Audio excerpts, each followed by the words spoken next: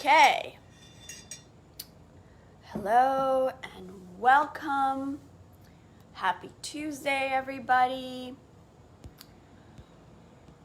I always want to make sure that I have everything that I need, that all my stuff is on and connected. Hi, Jamie. Hi, honey. It's good to see you here. Welcome, welcome. I've been very organized to show up today because that's the whole theme of today, isn't it? Being in this space of sacred organizing has made me think of so many things that I hope they are super helpful to you. I love you too, Jamie. I love you too. I miss you. Thank you for your input on what you've struggled with organization in your home too. That was really helpful, and a lot of people have the same thing happening. So, anyways, I'm super grateful to be here. Welcome to all the new people to the group. If you've not watched any of my videos before, hello, I'm Paula Agudelo, and I'm super excited to be back on this schedule and this rhythm of being here every Tuesday, bringing different trainings that are all about your sacred home, your sacred spaces. So today I'm gonna dive right in because I have a ton of things to share with you. And of course I have all my notes here to make sure that I am on point because I'm going to be role modeling this whole organization topic today in this way. And so I wanted to start by understanding and sharing with you the understanding behind a sacred organizational system and sacred organizing in general, because most of you in this group, I would say 90%, maybe more of you in this group, when you first joined, you've shared your challenges with clutter and you've shared your challenges with chaos in your home and just managing all your things in general. So it's a very real thing. And I would also say that most of the times when I go into a new client's home, I really could see major improvement in their spaces without renovating their kitchen, without getting new furniture, without getting new anything, if only we could organize their space more and only if we could get rid of more things. 90% of the times I can already see changes just by doing that. And it makes such a big difference in how the space feels and how the space looks and how the space functions. And I want to give a little bit of context in regards to the sacred organization topic because it's important that we understand why being organized is so important. It's not a controlling thing. It's not about being neurotic. It's not about being sort of a military, or like a dictator about things or anything like that. But it is important to understand that clutter has a deep connection with how we feel. It has a deep connection with our stress level. It has a deep link with our function, right? How much we're able to accomplish, our performance in our day-to-day. Clutter affects our relationships with our family, the way we talk to each other. A lot of times it causes conflict and tension, right? So there's a much deeper current to clutter and to being disorganized in your home that affects everyone in your family way beyond just looks, right? And I really think that that's important to understand because our spaces either nurture us or deplete us. And so I thought today might be cool for whoever's here, and if you're here, please say hello. I love knowing that you're watching these trainings. If you have any questions, ask me or just wave. I want to know that you're here. And if you're catching the replay, also let me know that you're here and that this stuff is resonating with you or not. And let's really get the conversation going, because sacred home and sacred home design, it's not a weekend makeover. It really is a lifestyle. It really is about living in that sacred way, and it's a day-to-day thing. It's not, just a quick accomplishment that you get from hiring someone to transform your space. Yes, that sometimes is a good beginning, because that gives you a recognition of what you love and what feeling really great in a space looks like. And so sometimes when you do that, it's easier to keep up with it and to sustain it.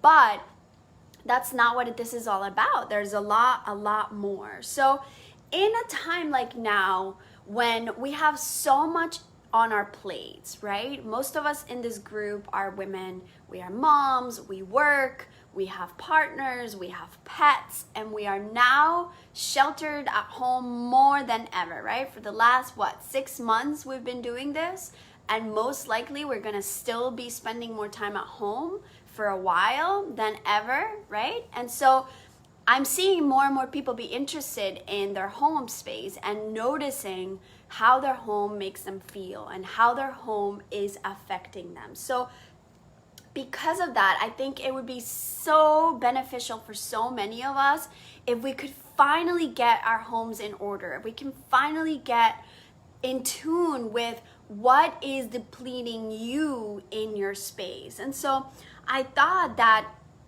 in that sort of context of mindfulness and nourishment, it's important for us to understand a common concept that I've seen a lot of people struggle with, which is your home is a space of nourishment or of depleting you. But if you want your home to be a space of nourishment, that nourishment happens right now.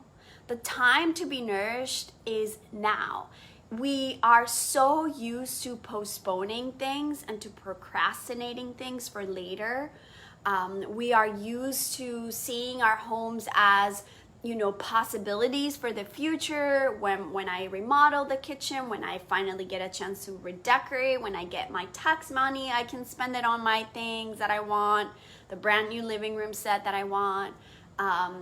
When the kids get back to school, I'll get organized. And yeah, some of those things are just about scheduling it or whatnot.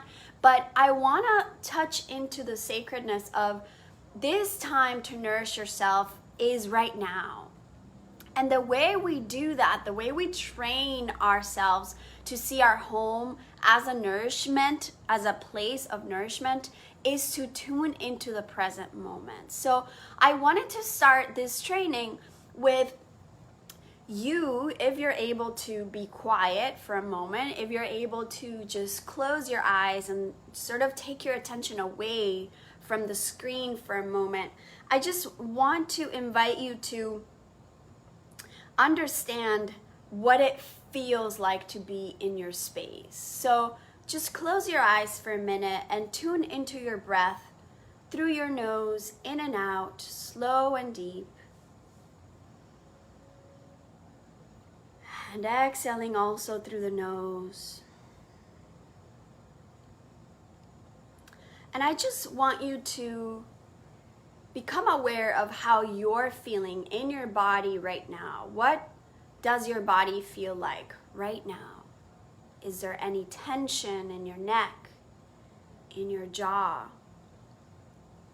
And this is a quick practice, but I want you to just get used to knowing what it feels like to tune into your space, and it doesn't take much. So just notice what tension's in your body, in your mind, what's coming up for you, and don't judge, just notice it. And slowly take the time to gently open your eyes.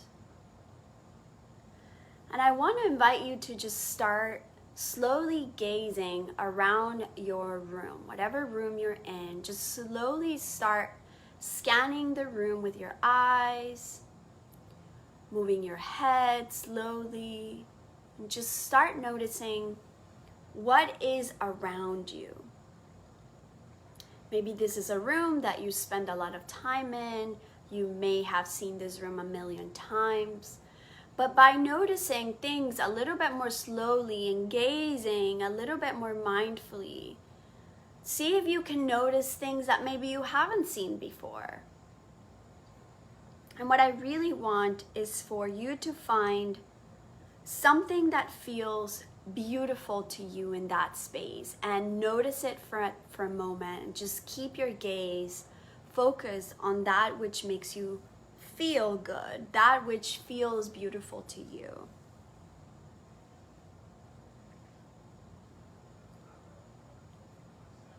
And just stay with it. Notice it a little longer. And now just close your eyes again. Take a deep breath in. Exhale. And slowly open your eyes.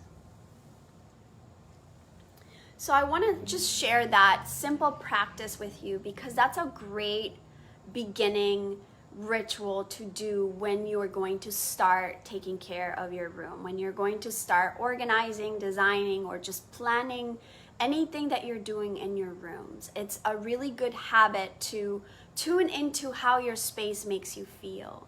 And the reason for that is that we need to also learn to focus on that which is beautiful so that we can amplify more of that, so we can attract more of that. And this is important because if you're struggling with your rooms and your home feeling disorganized and chaotic and cluttered, we don't want to ignore that. I'm not saying just focus on the beauty and ignore and pretend that the chaos isn't there. That's another extreme that we don't need.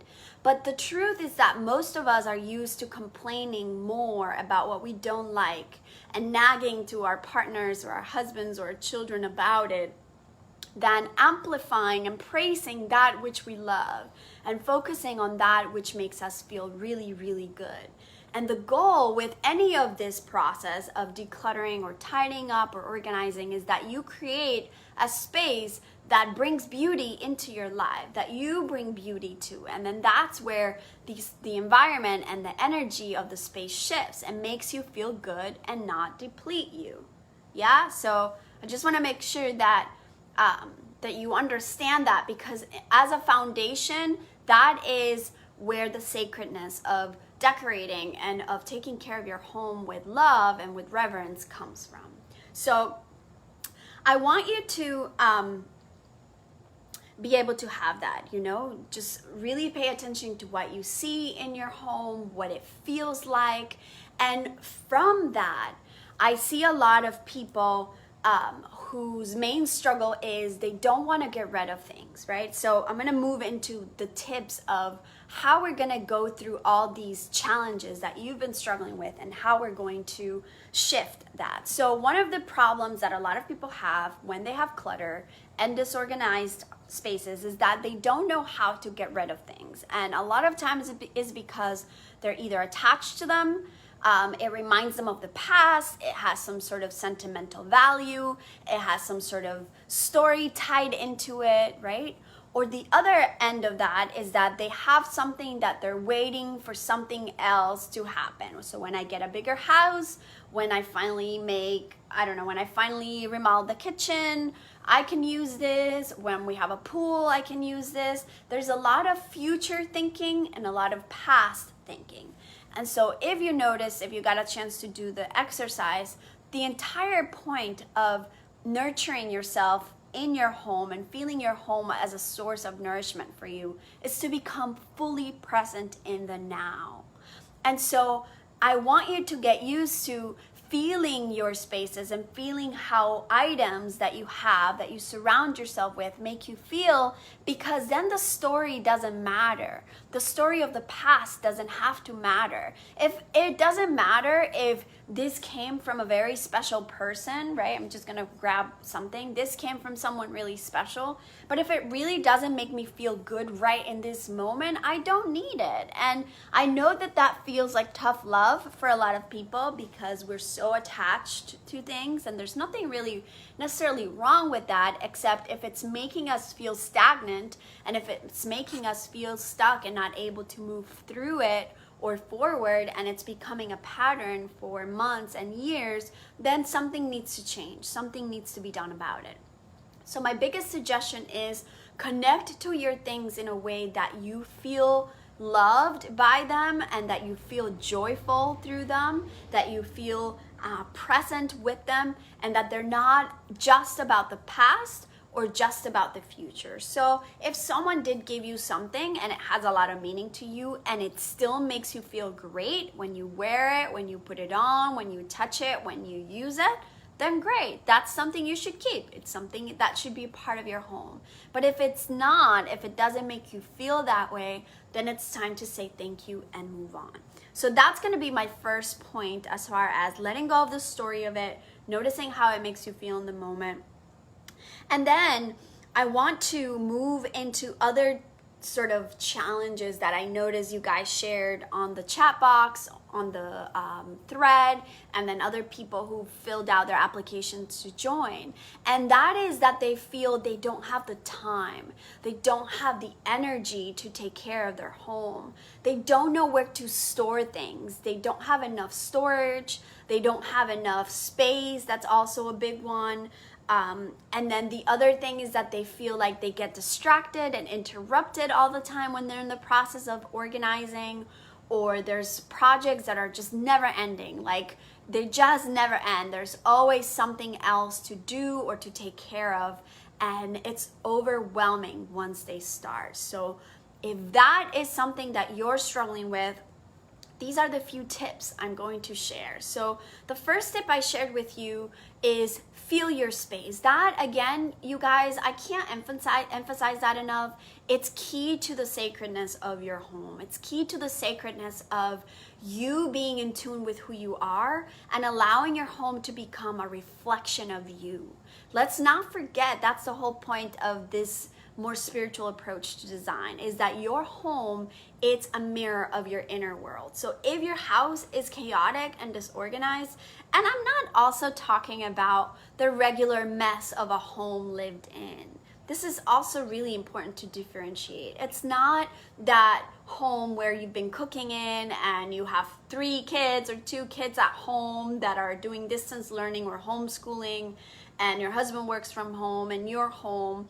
That's not the kind of disorganization I'm talking about. We're talking about overwhelming clutter and just a sense of being completely stagnant and just like you have become a slave to your things and a slave to your house, and like you are stuff manager, like the Nestor Smith says. You are managing stuff all day long and you no longer have time to do what has meaning to you, to sit down and enjoy a book with your baby or your child or yourself, right? So I'm not talking about a home being lived in, sort of a normal mess. I'm talking about just overwhelming chaos and disorder that has been burdening you for a long time, right? And so that first aspect is that is a reflection of your inner world. Most likely, if your space is that chaotic and has been for a long time, there's other parts of your life that you're feeling chaotic in. Your relationships, your finances,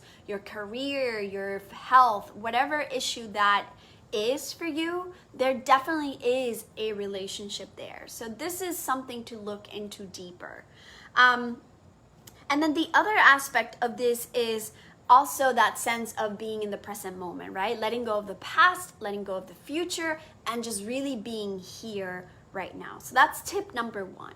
The second tip, and these will just get a little bit more practical in nature, right? How do we apply these tips to our day-to-day where you can turn this off when you're done and you can get started? So the first tip is start slow, right? Start with one room at a time. I see people start organizing their home all at once, And my suggestion is always start with just one room at a time. It makes it more doable, it makes it easier, it makes it more manageable, and at the same time, it feeds that sense of empowerment and of accomplishment, because I assure you, when you're done with the one room and the room feels complete, it's going to motivate you to do the next room and the next room and the next room. So that's definitely something that will create sort of a structure and an organized way of you taking care of that. So that's the second one. So I want to make sure I have all my notes here, because I want to be super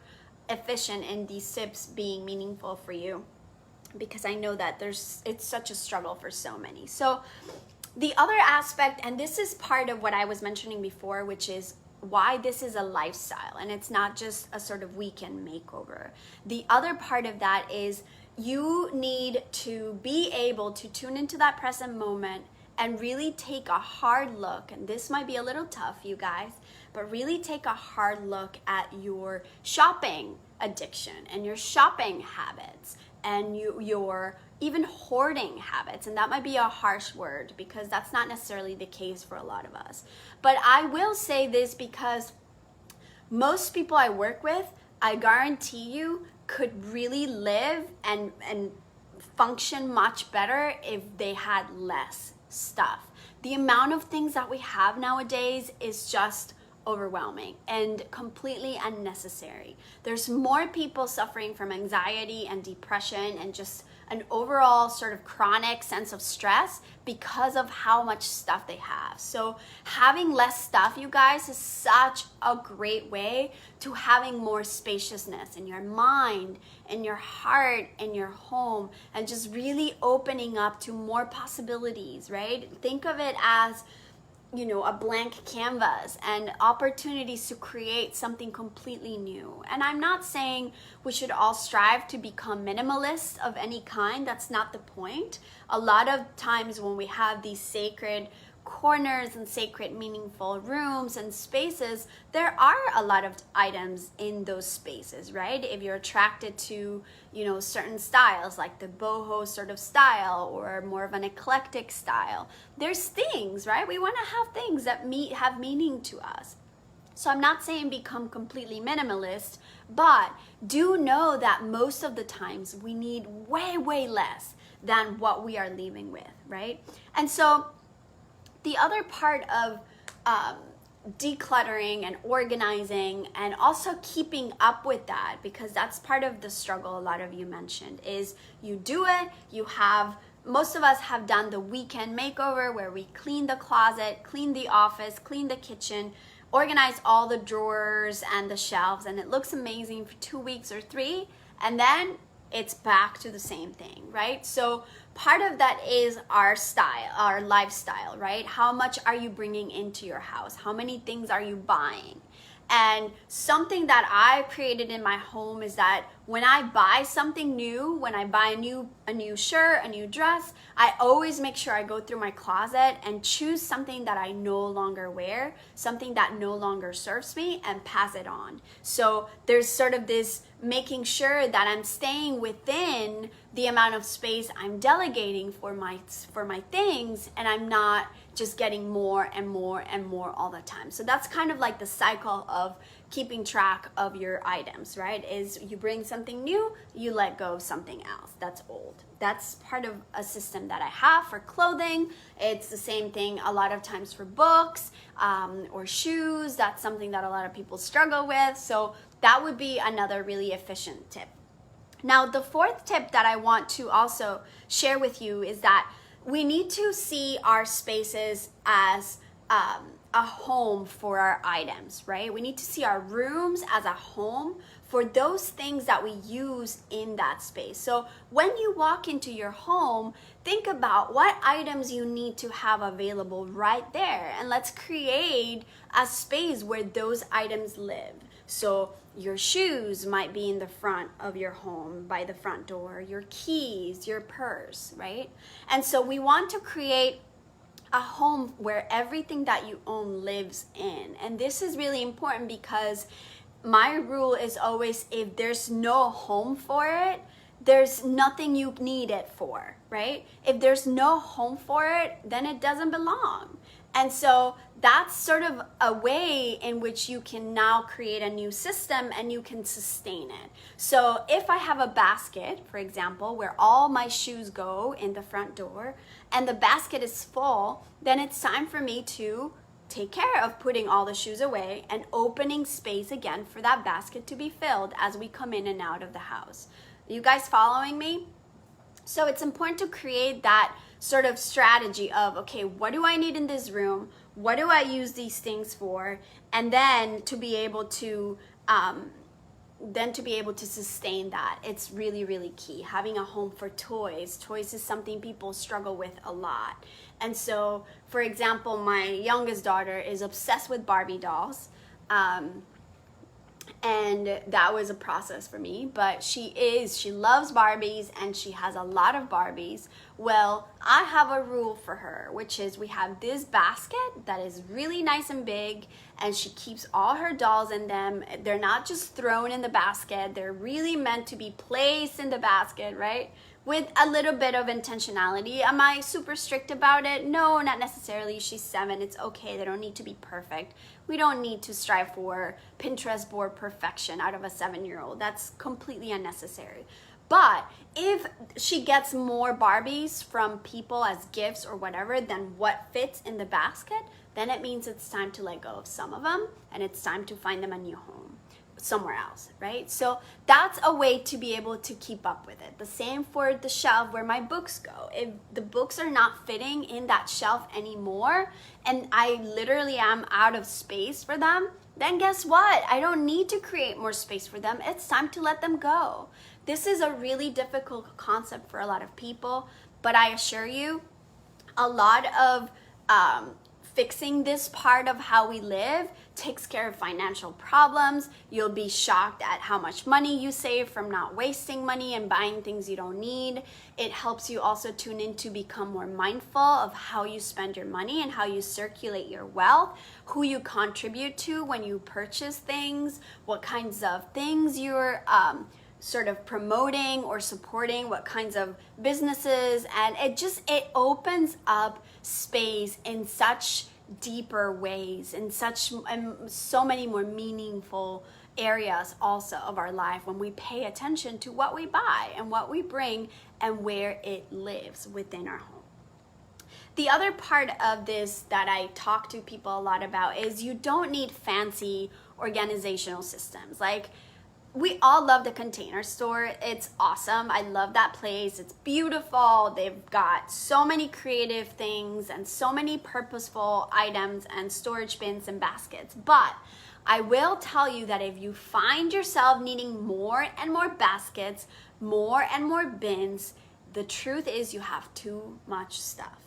And this is important because a lot of people get into this habit of just getting more bins, more baskets, more containers, and the truth is we don't need them. You don't need that much. So pay attention to how much you have. I know I've said that 1,000 times, but it's such key. And then when you decide what lives where and what items you need in that space, then keep track of noticing that everything you own is decorating your home in one way or another. Everything you use, everything that has a function in your home is calling for your attention and it's decorating your space in one way or another. So what does that mean? That means your coffee table, if you keep tissues on there, if you keep air fresheners, if you keep your remote controls, all these things that you use, they are part of your decor. So find meaningful ways to store them and find meaningful ways to keep them handy because they're a part of your lifestyle and you want to be comfortable in your home. It doesn't need to look like a Pinterest board, right? We need to keep track of those things, but pay attention and how can you creatively use those things to decorate them and have them make you feel good. So maybe instead of just keeping the cardboard tissue box on the table, you get a really pretty tissue box where it's maybe decorated with crystals, like this room I just did. Maybe it's decorated with, maybe you painted it, maybe it's made out of wood. I don't know. There's so many options out there.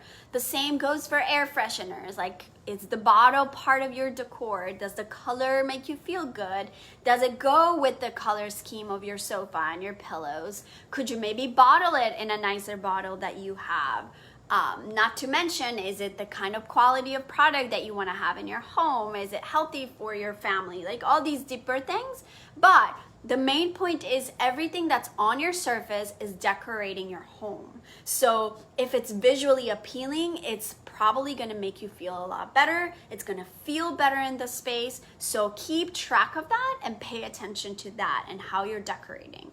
I love keeping remote controls in pretty boxes on top of your TV stand or on top of your coffee table.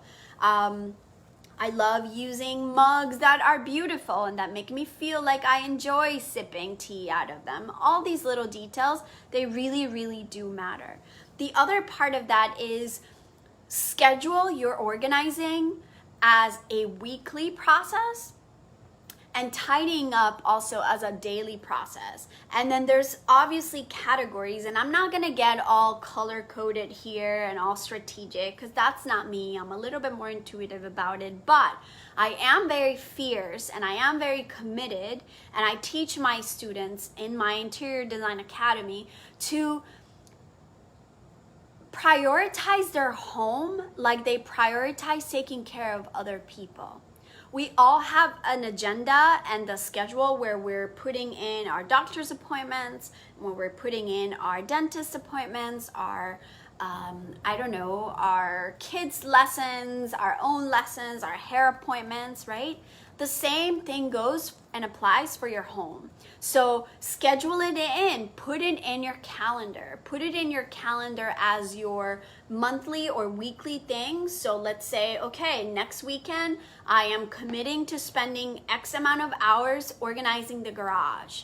And then you take care of that and you spend that time and you delegate that time for that.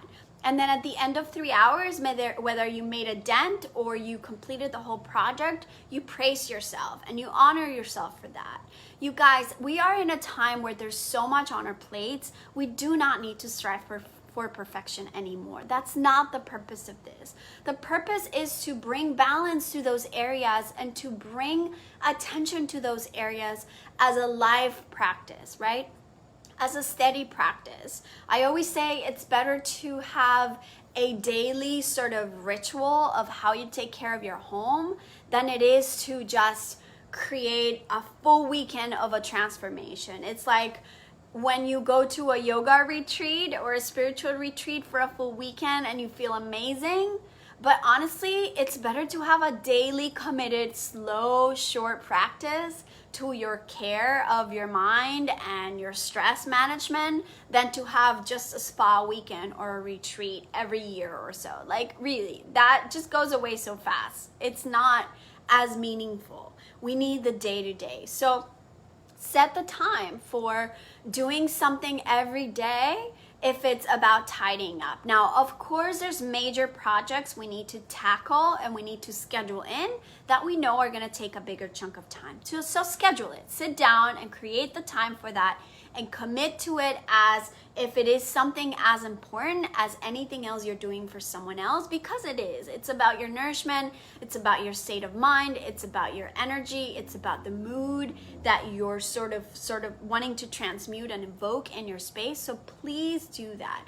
And then in the day-to-day, assign certain amount of time where you clean up, right? So the basket that's full of shoes in your entryway gets put away, and then have everyone else help you. And I know that men and boys and children and pets and in-laws and people we live with sometimes feel like they're an obstacle to our home being organized. But when you praise the beautiful things around you, when you bring more energy to that and you focus on amplifying that, then you get more of it too. But if instead we're complaining and nagging and bitching and really addicted to stress in that way, then obviously that's what we're gonna get more of. So that's really important. The other tip, I feel like I'm in tip number 6. The other tip is for you to also create spaces in your home, surfaces on your home, tables, countertops, anything where you normally would place things that are always empty and that create sort of a negative space. And negative meaning, it's just bare and there's nothing on top of it. And this is because I want you to get used to knowing what it feels like to have those spacious places in your home, right? What does it feel to have a dining table that's not full of stuff all the time? And be committed to that space being the one surface you keep clean and bare all of the time. And then from that, as you get used to that, those spaces that are delegated to breathing, just notice how that feels, right? And that is also part of training yourself to keep up with that feeling and keep up with having less on top of your tables, on top of your bed. Take the time to make your bed in the morning. That's something that's such a simple task, but makes such a difference. Notice what it's like to have a bed that's like clean and available and inviting, as opposed to it being full of laundry all the time or things all the time, right? And so it's these small little habits that create your state of mind and that create this environment of nurturing you. So that's really important. And then the last part that I want to share with you is, what it's like to have a space that's delegated for only that. And I know that I mentioned this as the first part of the training, but I want to spend a little bit of time sharing about that, because that's the key to keeping track of time, of also sustaining your organized home, and also making sure that you're not wasting too much energy and that you're not constantly feeling overwhelmed. So what that looks like is essentially creating, I call it anchor spaces. So I love using baskets. I have, for example, right now, a basket that is for our homeschooling projects, right? So our homeschooling colors, our books, our rulers, our jump ropes, our crayons, they're not spread out everywhere. They are in a basket that I love. And it's a basket that has easy access for everyone. I don't have 2 baskets. I don't have 5 baskets for homeschooling supplies. I have 1 basket. Why? Because I have a small space. If you have a bigger space and you have a room designated only for homeschooling, beautiful. That's, maybe you have room for more. But in reality, most people struggle with not having enough space. And even if they have too much space, they get overwhelmed by filling it all up. So delegating that 1 or 2 containers where these items go, and then being committed to always finishing what you're doing and putting it back. And this is something that takes a little bit more time, takes a little bit more mindfulness. Sometimes it, it causes tension with children because they're not used to putting things away, but it's essential to sustaining home in that organized way. The very last part, and something that a lot of people also mentioned, is paper clutter. And paper clutter is a big one.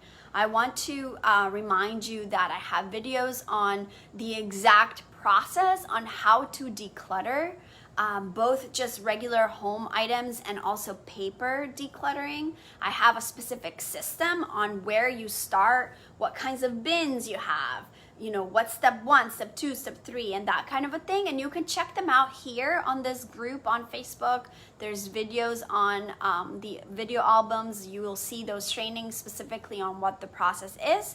And on my YouTube channel, you'll also see those videos as well. So I definitely encourage you to check out the decluttering video and then also the paper decluttering video. But in essence, paper clutter is all about habits, you guys. Can you see the common thread here? It's all about the sacred lifestyle and the habitual way of doing things in your day-to-day. Paper clutter is about 1, being in the past and holding on to things you no longer need. 2, being in the future and thinking you're gonna need it one day for when you do blah, blah, blah. The truth is, we never do any of that. We don't. And you know that. And I love you, but it's true. So Paper is about habit in terms of you use it right away and you get rid of it right away when you're done. Most people have access to all kinds of online transactions now, statements, banking, insurance payments, utility payments. Most of that can be paperless, and so I definitely I definitely encourage you to do that. Granted, there's a lot of email clutter that we also get extremely stressed with, and that's probably another video to chat about. But for the sake of paper itself, my suggestion is tackle it right away. Like, there's not another choice, you guys. There's no magic pill. There's no hiring anyone to just do it for you, because sustaining it is the biggest issue. So it basically looks like you check your mail, you sort through junk, right away discard it. You open up what needs to be open and the envelope goes in the trash. You pay what needs to be paid immediately because you're sitting down for paying the bills. Maybe you're not doing it immediately, but you're doing it at the end of the day. So as soon as you do, you throw it away. So if you shred it right away. Like, whatever it is that your process is and your system is, my suggestion is you do it right away. And then the other part of that is you have the least amount of paper you can. You don't keep, this makes me think of like my design magazine addiction once upon a time. And the truth is, we don't need them anymore. It is nice to have a couple of those things that you sit and go through, those catalogs that you sit and go through, but you don't need to be attached to them. If there's not something you're buying immediately, or if there's not an immediate idea that you're applying, you get rid of it. And pretty much all of that information is available online anyway. So that's the sort of fierce, committed, tough love way of dealing with paper clutter. And I think that's pretty much all of the challenges you guys mentioned. I want to see here on the group what other challenges you guys mentioned you have. And one last thing before I let you guys go is distractions, right? Distractions is a big thing when we start a process of organizing. And distractions happen for all kinds of reasons. And so, because there's a deeper reason of why you're doing this, right? It's really important to remember that the intention behind organizing is deeper for all of us. We're talking about our state of mind. We're talking about our emotional mind. We're talking about our emotional body. We're talking about our health. We're talking about our relationships, right? It's not just about aesthetics. And I've said that a million times, and I'll always say it because that's the purpose of sacred design, the purpose of aligning your interior with your exterior. So the reason why you're organizing is key. So when your intention and your reason is very present for you, and you're choosing to do that out of a space of nourishing, then you must be committed and you must be fierce to keeping it that way. And it doesn't have to be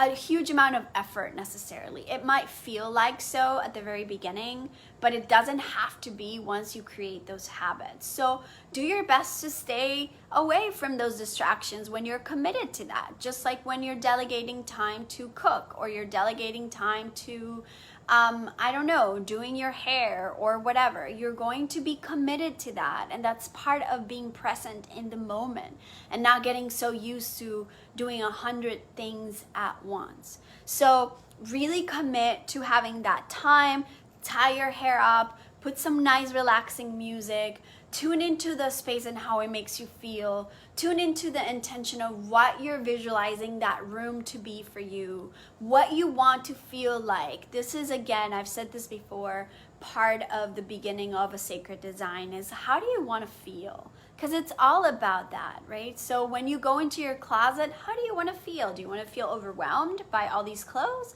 Or do you want to feel excited about getting dressed? And do you want to just tune into what your body feels like? If you're comfortable, you're going to wear something comfortable. If you're feeling sexy, you're going to wear the tight dress that you know exactly where it's at. And that all comes from your commitment to you, your commitment to being nourished by your home, your commitment to being nourishing for others as well. So I hope that this was helpful to you. I know that I just gave you a ton of information.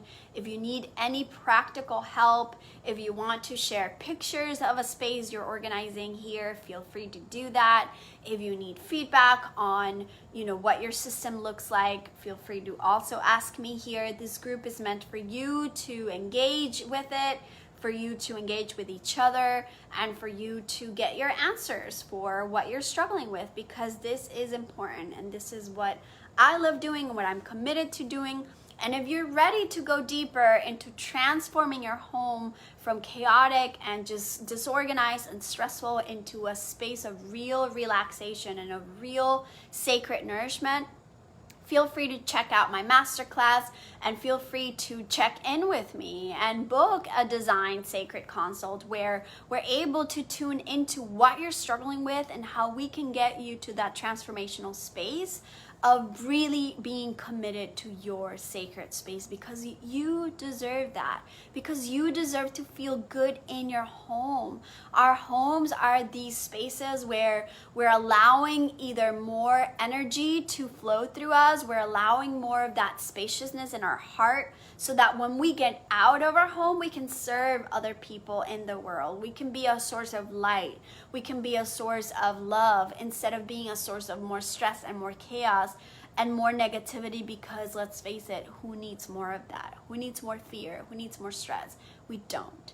We really, really don't. So let's go through the pain, if we want to call it that, and the effort that initially it does take, and the commitment that it does take initially to sort through things and to get through these things that are keeping you stuck.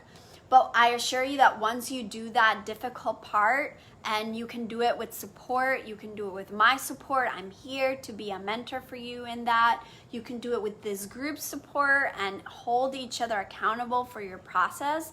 Once you do that, it is so freaking worth it, you guys. It is so worth it. I've not yet had a client that has not seen the benefit of taking care of their home in this way, of really being ferocious and committed, and really it being a non-negotiable, right? We leave everyone else's things as a priority, and we leave ourselves as last, and we leave our homes as they're just, I don't know, spaces to accumulate and store things, and then before we know it, we just is all out of control and we're overwhelmed and we don't know where to start. So simply allow yourself to give yourself the time and the space to take care of it in a big scale. If you need to do something that's big, like organize a big closet or a big room, and then commit to the day-to-day so that you can spend 10 minutes, 15 minutes tidying up, putting things back in their home, and creating the real sacred space that everything you own deserves, so that it can magnify and amplify more of that beauty and that joy that you're trying to create. So I hope this was helpful. I love you. Thank you. And I will see you next week. We're going to start some really, really cool trainings and series on women's and feminine archetypes and how we're going to decorate our homes based on whatever sort of stage in your life you are in as a woman.